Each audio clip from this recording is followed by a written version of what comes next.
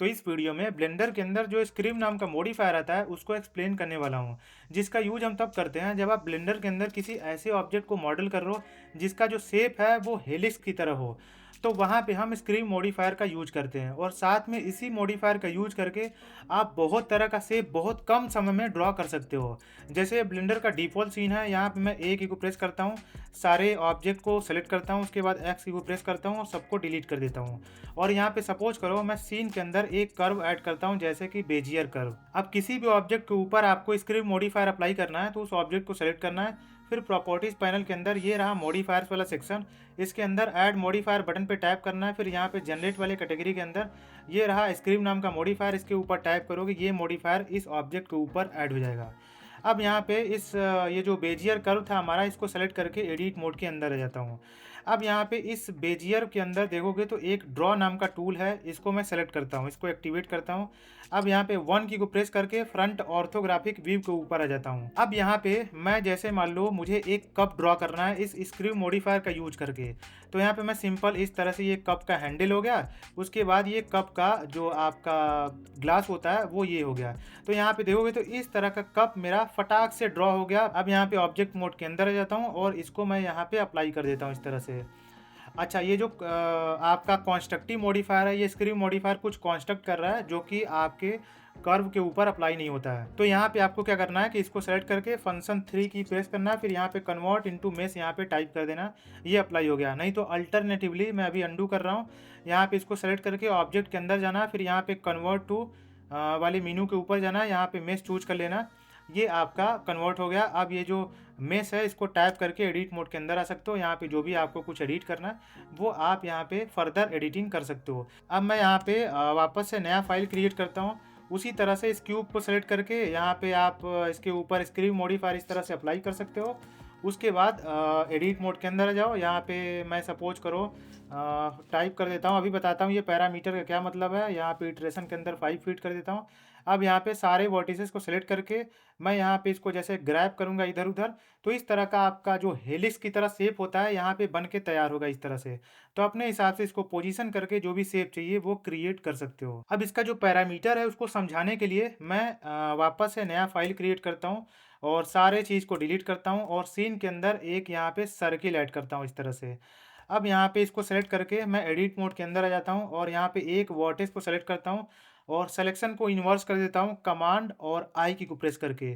तो जो मैंने सेलेक्ट किया था वो अनसेलेक्ट हो जाएगा और जो मैंने नहीं सेलेक्ट किया था वो सारा सेलेक्ट हो जाएगा। अब सारे वर्टिसेस को मैं डिलीट कर देता हूँ, बस यहाँ पे एक वर्टेक्स रखता हूँ। अब यहाँ पे इसको एक्सट्रूड करता हूँ, तो ई की को प्रेस करता हूँ, इसको सेलेक्ट करके इस तरह से एक्सट्रूड करता हूँ।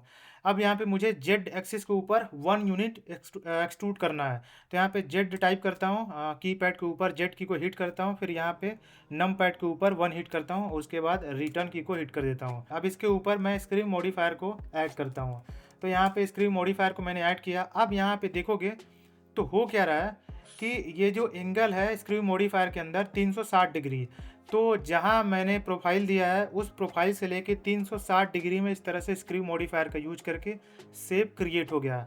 अब यहाँ पे इस डिग्री को आप कम करोगे तो आपका इस तरह से कम होता दिखाई देगा, ये देखो आप कम हो रहा है यहाँ पे। ठीक है, तो इस तरह से 360 डिग्री का जो पैरामीटर है, एंगल का पैरामीटर है, वो इस तरह से वर्क करता है। तो यहाँ पे मैं 360 फीट कर देता हूँ इस तरह से। उसके बाद यहाँ पे देखोगे तो दूसरा जो पैरामीटर है वो स्क्रीम नाम का पैरामीटर है, जिसके अंदर जो वैल्यू है बाय डिफ़ॉल्ट उसके बाद ये एम लगा है यानी कि मीटर, तो जो भी पैरामीटर है डिस्टेंस में है। तो ये एक स्क्रीव का जो जो आपका हेलिक्स शेप बन रहा है उसका एक स्क्रीव का हाइट बताता है। तो यहाँ पे जैसे 0 है तो यहाँ पे 0 हाइट का यहाँ पे एक स्क्रीव बन गया है। तो यहाँ पे जैसे हाइट इंक्रीज करोगे तो इस तरह से ये इंक्रीज होगा। तो मैंने ये जो वर्टेक्स था इसको जेड एक्सिस के ऊपर 1 यूनिट एक्सट्रूड किया था। तो यहाँ पे अगर 1 फीट करोगे तो जो आपका 360 डिग्री इस तरह से हेलिक्स बनेगा वो 1 यूनिट ऊपर चला जाएगा इस तरह से। तो यहाँ पे देखोगे तो एग्जैक्ट यहाँ पे इस तरह से ये ज्वाइन होगा, ज्वाइन तो नहीं है बट यहाँ पे आके पोजीशन होगा। वहीं अगर इस स्क्रीव डिस्टेंस को बढ़ाओगे तो इस तरह से आपका एक जो सिंगल हाइट है स्क्रीव का इस तरह से आपका बढ़ता हुआ दिखाई देगा। ये जो इटरेशन है आपको इसका कितना, ये जो स्क्रीव आपने क्रिएट किया इस मॉडिफायर का यूज करके, इसका कितना नंबर ऑफ कॉपी या फिर इटरेशन चाहिए, कॉपी नहीं इसको इटरेशन ही काउंट करो। यहाँ पे जैसे मैं 5 फीट कर देता हूँ और इंटर की को हिट करता हूँ, तो यहाँ पे देखोगे तो 5 उसी तरह का जो आपका स्क्रू था, जो हेलिक्स था, इस तरह से उसका इटरेशन मतलब 5 काउंट का हेलिक्स शेप आपका बन के तैयार हो गया। अब यहाँ पे जैसे सपोज करो मैं 1 यहाँ पे फीड कर देता हूँ। अब यहाँ पे आप क्या कर सकते हो, जैसे मान लो एक यहाँ पे लूप क्रिएट कर सकते हो, लूप कट। तो यहाँ पे मैंने कट कर दिया, बीच में एक वर्टेक्स हो गया। अब इसको ग्रैब कर दो बाहर को, तो इस तरह से आपका शेप बन के तैयार हो जाएगा। अब यहाँ पे ये जो आपका प्रोपोर्शनल एडिटिंग है, इसको इनेबल करके यहाँ पे वापस से ग्रैब करो, और जो ट्रैक पैड है उसके ऊपर 2 फिंगर से अप डाउन, या फिर माउस है तो वहाँ पे जो स्क्रॉल व्हील है उसके ऊपर अप डाउन करोगे, तो इस तरह से ये जो एरिया ऑफ इन्फ्लुएंस है इसको बढ़ा घटा सकते हो इस तरह से।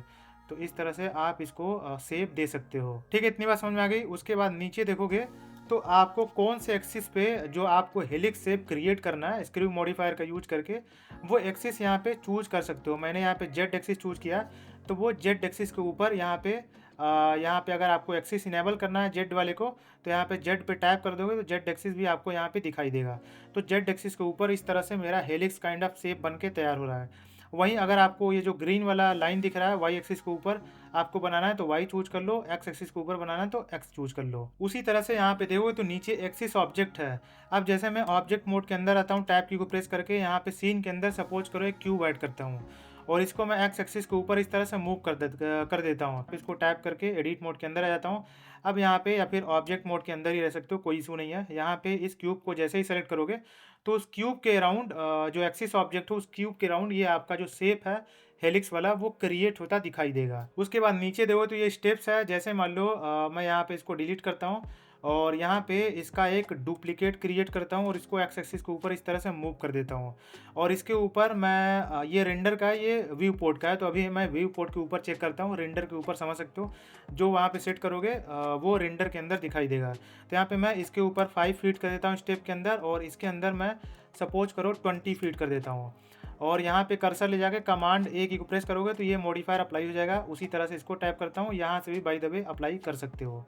कमांड के जगह अगर आपके पास पीसी है तो कंट्रोल की प्रेस कर देना। अब इन दोनों को मैं सेलेक्ट करके एडिट मोड के अंदर आता हूँ। तो यहाँ पे देखो तो मैंने यहाँ पे इसके ऊपर 5 स्टेप चूज किया था। तो यहाँ पे देखो तो हर जो आपका राउंड बन रहा है हेलिक्स का, तो वहाँ पे 5 स्टेप है। 1 हो गया, 2 हो गया, 3 हो गया, 4 हो गया और 5 हो गया। वहीं इसके लिए मैंने 20 चूज किया था। तो यहाँ पे 20 स्टेप का जो स्मूथ आपको हेलिक्स शेप बन रहा है वो आपको यहाँ पे बनता हुआ दिखाई देगा। ये देखो तो 1 हो गया, 2 हो गया, 3, 4, 5, 6, इस तरह से 20 स्टेप्स है। उसके बाद नीचे देखो तो ये सब पैरामीटर बहुत रेयर यूज होता है। वहीं नॉर्मल के नीचे जाओगे तो ये जो स्मूथ है इसको आप इनेबल चेक कर सकते हो या फिर डिसेबल कर सकते हो।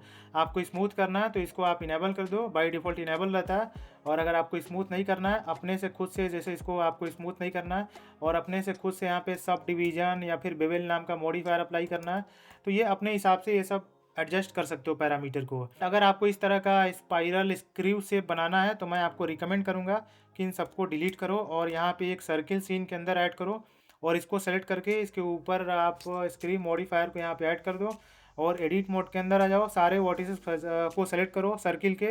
उसके बाद इस यहाँ पे पहले स्क्रू को मैं डिस्टेंस 1 दे देता हूँ, और यहाँ पे इटरेशन के अंदर सपोज करो 10 दे देता हूँ। अब यहाँ पे सारे वर्टिसेस को सर्किल के सेलेक्ट करके इस तरह से ग्रैब करोगे तो यहाँ पे अपने हिसाब से प्रिसाइज मॉडलिंग कर सकते हो। जैसा आपको स्क्रू चाहिए वैसा यहाँ पे मॉडल कर सकते हो। तो यहाँ पे एंडिंग में देखोगे तो आपका यहाँ पे बहुत ही अच्छे से फिनिशिंग हुआ है। तो इस तरह से आप इस मॉडिफायर का यूज करके किसी भी तरह का स्क्रू क्रिएट कर सकते हो।